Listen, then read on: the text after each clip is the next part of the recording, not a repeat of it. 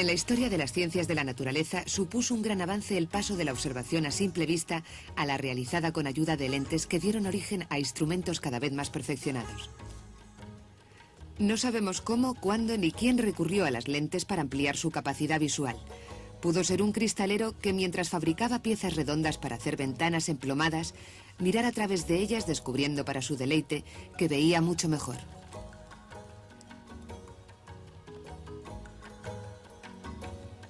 En el inventario de un obispo florentino de principios del siglo XIV aparecen registradas unas gafas con montura de plata dorada.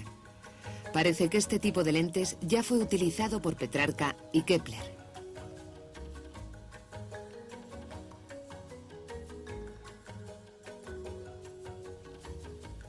Sin embargo, su uso práctico no se acompañó de avances teóricos, pues durante toda la Edad Media en la Europa cristiana se mantuvo la idea recogida por Aristóteles del ojo activo, cuya experiencia visual dependía del alma interna, lo cual implicaba que ni el ojo era considerado un instrumento óptico, ni la luz un fenómeno físico.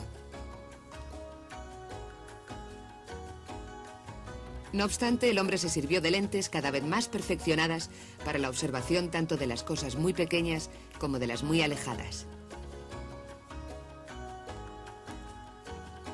Los avances científicos que se sucedieron a partir del Renacimiento permitieron el desarrollo de instrumentos que alcanzaban cada vez un mayor poder de resolución. Como resultado, la ciencia dispone hoy de una gama de aparatos que permiten adentrarse en el mundo microscópico.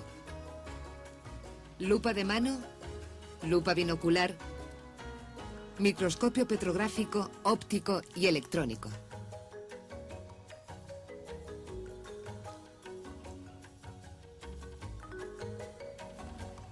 La lupa de mano, por su fácil transporte, está indicada sobre todo en las salidas de campo, puesto que facilita la observación amplificada de seres vivos y rocas. Aunque solo permite pocos aumentos, es útil para ver detalles de seres vivos completos, de sus estructuras, particularidades de los troncos de diferentes árboles, los elementos que configuran las flores, arañas y detalles de su tela, transporte de objetos por hormigas. Una mayor ampliación se consigue con la lupa binocular, que permite observar pequeños animales completos, estructuras, rocas o minerales con más precisión que con la lupa de mano.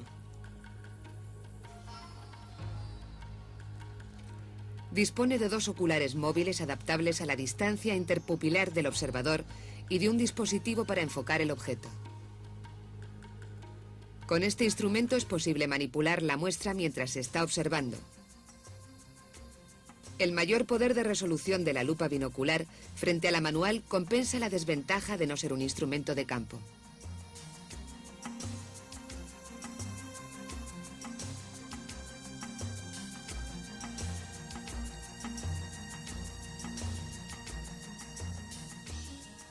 Sin embargo, la verdadera revolución en el descubrimiento de lo invisible comenzó con la aparición del microscopio, puesto que este instrumento nos proporciona aumentos superiores a los ya indicados y por lo tanto permite explorar un mundo desconocido. Pero ¿cuál es su historia? Se dice que el inventor del microscopio fue un humilde fabricante de anteojos de Middelburg llamado Zacharias Janssen, nacido en 1588, hallazgo que probablemente se produjo de forma accidental. Escritos de la época recogen referencias de este instrumento. Galileo le decía a un colega: con este tubo he visto moscas que parecían tan grandes como corderos y he comprobado que están cubiertas de pelo y tienen unas uñas muy afiladas mediante las cuales se sostienen y andan sobre el cristal aunque estén patas arriba, insertando la punta de las uñas en los poros del cristal. El médico naturalista John Faber en 1625 dio nombre al nuevo aparato del que decía: tomando como modelo el telescopio al tubo óptico que permite ver las cosas diminutas, me he complacido en llamarle microscopio. También hay que destacar en esta labor de investigación a Robert Hooke y Anthony van Leeuwenhoek, exploradores de un mundo hasta entonces desconocido al que aportaron instrumentos fabricados por ellos mismos.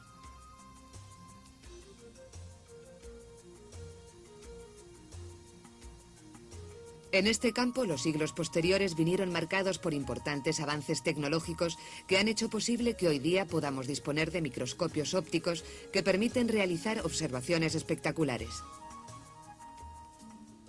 Las lupas que hemos mostrado posibilitan observar distintos ejemplares en su estado natural. Sin embargo, el fundamento físico que sustenta el microscopio óptico exige una preparación específica de las muestras. Para que éstas sean visibles es necesario que la luz las atraviese y por lo tanto hay que conseguir láminas muy finas que colocaremos sobre un porta. Para evitar la desecación de estas láminas y facilitar el montaje de las preparaciones es preciso mantenerlas en pocillos con agua. Una vez colocada la muestra en el porta la protegemos con el cubre. Debe evitarse la formación de burbujas de aire, para lo que apoyamos primero un borde y luego lo dejamos caer muy lentamente. El resto del agua se elimina con papel de filtro.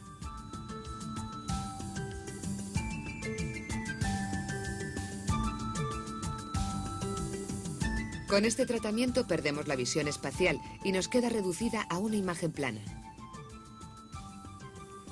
Tengamos además muy presente que el prensado al que la hemos sometido puede producir deformación, aplastamiento, rotura de algunas estructuras, etc. Situamos la preparación sobre la platina y la sujetamos con las pinzas. Por medio del espejo, el condensador y el diafragma conseguiremos la iluminación adecuada para poder verla. Una vez finalizada la preparación correcta de la muestra, según hemos ido indicando, tenemos que ajustar la parte óptica del microscopio para que las imágenes sean lo más nítidas posible. Los pasos a seguir son los siguientes. Primero se sitúa el objetivo de menor aumento cerca de la preparación. A continuación se mira por el ocular y se va alejando lentamente girando el tornillo macrométrico hacia atrás. Un enfoque más fino se consigue con el tornillo micrométrico. Si queremos observar la muestra en mayor aumento, se pasa al siguiente objetivo y se enfoca de nuevo girando el tornillo hacia atrás.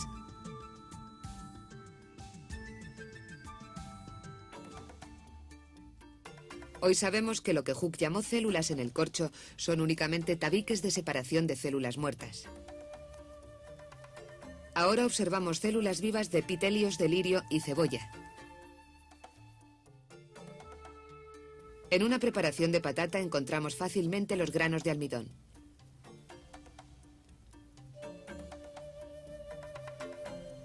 Los cloroplastos podemos verlos en una muestra de lodea situados en la periferia de la célula. También en el alga Spirogyra aparecen estos orgánulos con una forma helicoidal. Podemos observar los hongos de cualquier material orgánico enmohecido. Las estructuras filamentosas son las hifas, mientras que los cuerpos globosos corresponden a los esporangios. Algunos microorganismos que se desarrollan en medio acuático, como charcas, infusiones, etc., así como otros que forman parte del plancton, pueden ser objeto de una interesante observación.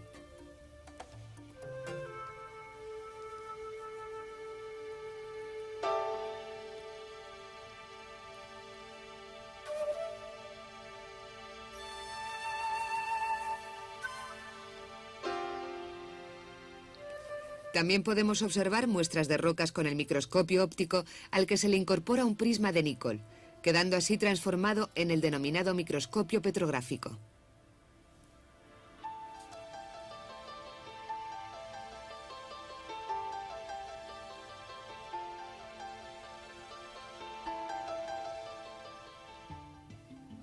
Las condiciones de observación de las muestras se mejoraron apreciablemente a partir de la mitad del siglo pasado, cuando se desarrollaron nuevas técnicas de preparación de las mismas: tinción, fijación, inclusión y corte. La tinción es una técnica que utilizó inicialmente colorantes naturales a los que se fueron añadiendo progresivamente los sintéticos, y en particular los derivados de la anilina. Un paso interesante fue el uso de colorantes vitales empleados por primera vez por Pfeiffer y que permiten la observación de organismos vivos. Particularmente difícil resultó el estudio del tejido nervioso. Las neuronas se hicieron visibles con el método Golgi, que consistía en la impregnación de la muestra con cromato de plata. Mediante esta técnica, nuestro Nobel Ramón y Cajal estableció en 1884 su teoría de la articulación por contigüidad. Por último, las técnicas de fijación, inclusión y corte de las muestras mejoraron la duración y finura de las preparaciones. Al inventarse los microtomos, los procedimientos antiguos como la maceración fueron sustituidos por el corte con estos instrumentos y el uso de la parafina sirvió para incluir las muestras. En los laboratorios de los centros escolares, la técnica más utilizada es la tinción, que logra que algunas partes de la preparación aparezcan más oscuras o de diferente color que otras, con el fin de reconocerlas e identificarlas. Estos son algunos de los colorantes más utilizados en nuestros centros escolares. Cuando queremos teñir una muestra, basta ponerla en contacto con el colorante. Muchas son las observaciones microscópicas en que es recomendable e incluso imprescindible utilizar esta técnica. Por ejemplo, en la observación de células epiteliales de la mucosa bucal. Para ello, rascamos con un palillo la cara interna de la mejilla y el producto obtenido se deposita en un porta sobre el que previamente se ha puesto una gota de agua. Se extiende con el propio palillo, se añaden unas gotas de azul de metileno y por último colocamos un cubre.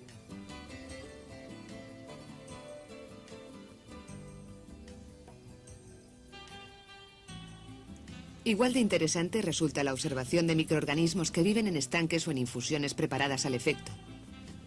En este caso, utilizamos un colorante vital que impregnará la muestra por capilaridad.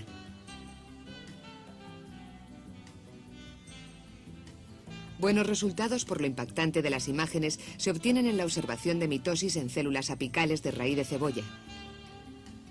Para su preparación es necesario cortar unos 3 milímetros del ápice de la raíz y teñir con orceína. Este proceso de reproducción de difícil comprensión teórica para los alumnos se hace más accesible con la observación directa de sus fases. Se coloca un cubre y sobre él unas tiras de papel de filtro. Se presiona con el dedo pulgar de forma enérgica y cuidadosa.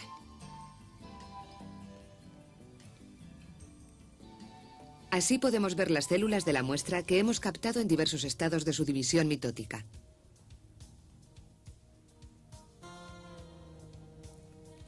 En algunos casos es importante observar células vivas. Sin embargo, las técnicas de tinción empleadas en microscopía suelen ser letales a corto plazo. Debido a que tanto las células vivas como sus estructuras son casi por completo transparentes a la luz, ya que el 70% de las mismas es agua, ha sido necesario el desarrollo de un nuevo microscopio que se conoce con el nombre de microscopio de contraste de fase. Se fundamenta en la diferencia que existe entre el índice de refracción de las estructuras biológicas frente a las del medio que las rodea. Esta característica hace innecesaria la tinción. Otra variante de los instrumentos de observación es el microscopio de fluorescencia, que se emplea con muestras que tienen esta propiedad, bien de forma natural o inducida al haberles añadido colorantes fluorescentes. Suele emplearse en inmunología, por ejemplo para observar algunos anticuerpos fluorescentes.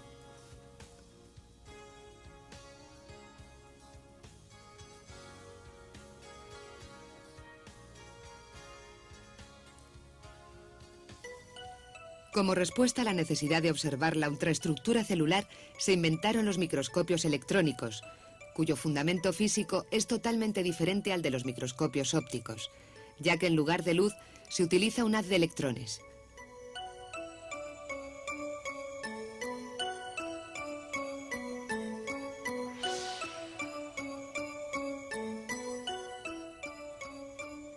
La obtención de imágenes se fundamenta en que las áreas de la muestra que permiten la transmisión de electrones aparecen claras y las que no, oscuras.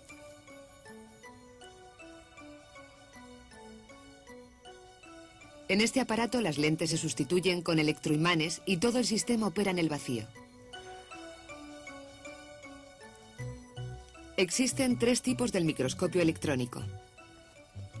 El de transmisión, que necesita trabajar con cortes extremadamente finos. El de barrido, que nos proporciona imágenes tridimensionales.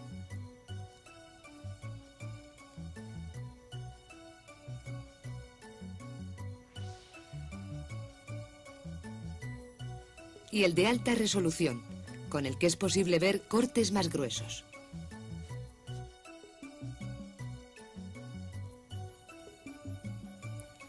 Los distintos instrumentos ópticos nos han permitido conocer aspectos inéditos de una misma realidad. Los avances tecnológicos hacen posible la superación de los límites de los aparatos ópticos. ¿Hasta dónde podrá llegar la imaginación del ser humano en la búsqueda de lo invisible?